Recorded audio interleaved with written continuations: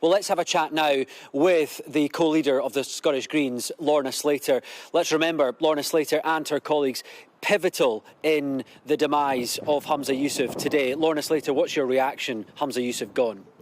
I thought the First Minister gave a lovely speech at Bute House this morning, and he was very clear about separating the personal and political. And I think he's right about that, because on a personal level, we've worked so well over the last 2.5 years. There's been good friendships developed between the Scottish Greens and some of the SNP ministers and cabinet secretaries, and I think we're all very sad to see that working relationship end. But on a political level, the First Minister made a political decision, and this is the inevitable fallout from that decision. This is your ultimate revenge. He's gone. You got what you wanted. I did not get what I wanted. What I wanted was the Bute House Agreement to continue.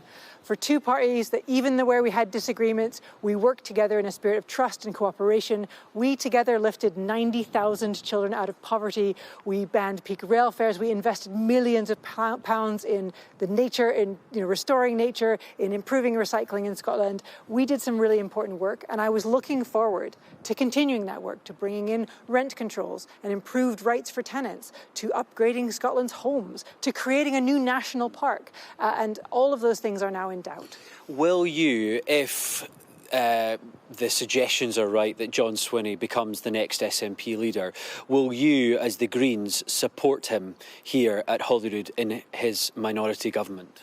The question of who is to be the next leader of the SNP is, of course, for the SNP. What do you make of John Swinney?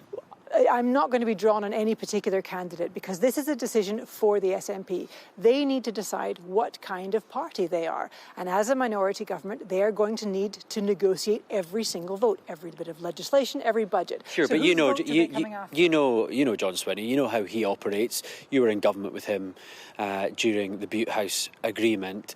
What is your take if he is to be the man to succeed Humza Yousaf? Whoever is going to lead the SNP next, they're going to have to work with other parties to get every bit of work done.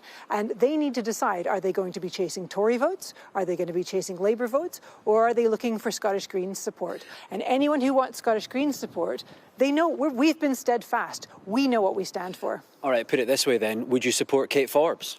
I will not be drawn on any particular candidate. The SNP need to choose their own leader, and they need to choose someone that the Parliament can support. How do you think this has shed Scottish politics in the past week? I think it's a sad day for Scottish politics. We had a progressive, pro-independence majority government. It was a stable government with a clear vision for the future of Scotland. And now we have a much more difficult situation, a minority government where every single vote is going to have to be negotiated separately. But Lorna Slater, is it not true that if you had not said what you said on Thursday night about supporting Humza Yousaf or not supporting him in that vote of no confidence, we would not be in the mess that we're in now? Is that not fair? Were you not instrumental in bringing down Humza Yousaf? Humza Yousaf made the decision to end the Bute House Agreement, which was at its heart a confidence and supply agreement based on trust and respect and cooperation. We lent the government our votes in exchange for that 50 pages of policy, the 2 ministerial posts, and in exchange they had our votes of confidence. When he broke that deal, he ended it and therefore could no longer secure our votes of confidence. Very final quick question. If that vote of no confidence still comes in Humza Yousaf this week, even though we know he's going to be caretaker, I suppose, until the new leader comes in, will you now still support that vote of no confidence? You'll vote against Humza Yousaf if it comes? There is no point in bringing a vote of no confidence. The First Minister has said he's going to resign. It would be very petty of the Tories to press that. And if that... So no, you won't vote against him now? No, we would either abstain or vote in favour. He's already said he's going to resign. The threat of that vote had the outcome that the Tories were looking for. It would be petty for them to bring it. Lorna Slater, thanks very much indeed for your time on Sky News.